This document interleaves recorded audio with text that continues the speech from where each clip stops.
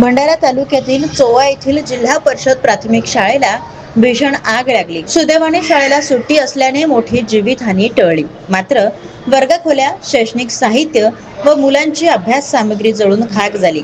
आगीचे कारण अद्याप स्पष्ट झालेले नाही। तर शाळेत अग्निशमन यंत्रणा व सुरक्षेची मूलभूत साधने नसल्याने ग्रामस्थांनी संताप व्यक्त केला आहे।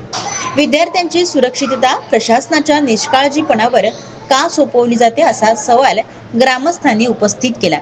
प्रत्येक घटनेनंतर फक्त पंचनामा करून हात झटकणाऱ्या प्रशासनाच्या भूमिकेवरही ताशेर ओढले जात आहे। मुलांचे शिक्षण तातडीने कसे सुरू करायचे हा प्रश्न पालकांपुढे उभा राहिला आहे। तर ग्रामस्थांनी इशारा दिला आहे की जबाबदार अधिकाऱ्यांवर कठोर कारवाई न झाल्यास आम्ही रस्त्यावर उतरू। चोवा शाळेची राख झालेली इमारत ही प्रशासनाच्या बेजबाबदार धोरणाची साक्ष देत असल्याचे ग्रामस्थांचे म्हणणे आहे।